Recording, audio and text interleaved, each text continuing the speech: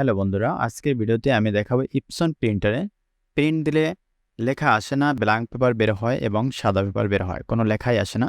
Epson l360 এবং 380 365 এই প্রিন্টারে এই সমস্যাটি কেন হয়? তো সম্পূর্ণ ভিডিওটি দেখুন, তাহলে আপনি শিখতে পারবেন ও জানতে পারবেন যে আসলে কেন সাদা প্রিন্ট হয়, কোনো লেখা আসে না, ব্ল্যাঙ্ক পেপার বের হয়। তো দেখুন এখানে কিন্তু কালি জমে আছে। তো আগে কালি পরিষ্কার করে নেবেন, তারপর কিন্তু প্রিন্টারটি খুলবেন, না হয় কালিতে অনেক আরও নষ্ট হতে পারে।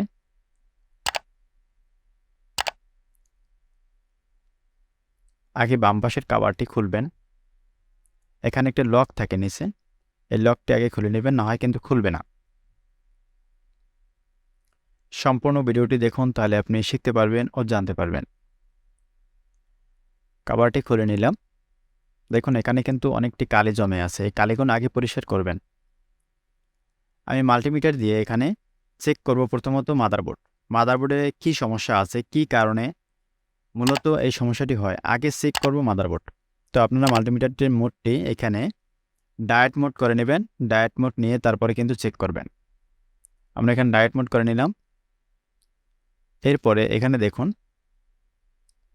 মাদারবোর্ডে এখানে একটা ফিউজ থাকে, F1, এখানে কিন্তু লেখা থাকবে F1, এটা মূলত ফিউজ। আমরা ফিউজটি চেক করব যে ফিউজটি ঠিক আছে কিনা। ফিউজের জন্যও কিন্তু এই সমস্যাটি বেশি হয়। ফিউজটি দেওয়া হয় শুধু হেডটি কন্ট্রোল করার জন্য। হেড যখন কালি দেয় ওইখানেই কিন্তু এই ফিউজটি ব্যবহার করা হয়। আচ্ছা, আমরা এখানে চেক করতেছি মাল্টিমিটার দিয়ে। দেখুন এখানে আমাদের ভ্যালু আসে 920। এখানে কিন্তু মূল ভ্যালু আসবে 0.0000। তো এখানে কাছাকাছি ফিউজটি একদম নষ্ট হয় নাই, অল্প কিছু স্বাভাবিক নষ্ট হয়েছে, হয়তো 3 এরকম, না 92 95 দেখায়, 97 দেখায়। তো অল্প কিছু নষ্ট হয়েছে, তাতে মাদারবোর্ড ওকে আছে।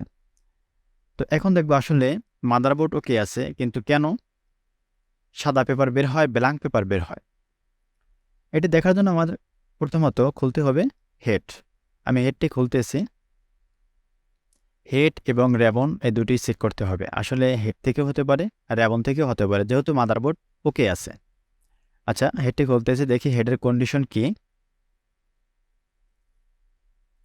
সম্পূর্ণ ভিডিওটি দেখুন, তাহলে আপনি শিখতে পারবেন ও জানতে পারবেন। আপনাদের কম্পিউটার, ল্যাপটপ, প্রিন্টার, স্ক্যানার ও সিসিটিভি ক্যামেরার যে কোনো সমস্যা সমাধানের জন্য কমেন্ট করতে পারেন। আমরা কমেন্টের উপর ভিত্তি করে পরবর্তী ভিডিও তৈরি করব, এবং যদি সাধারণ সমস্যা হয় অবশ্যই কমেন্টের মাধ্যমে সমাধান দেওয়ার চেষ্টা করব।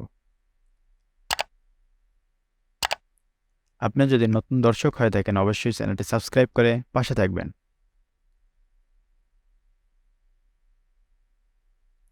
আমি হেডটি এখানে খুলতেছি।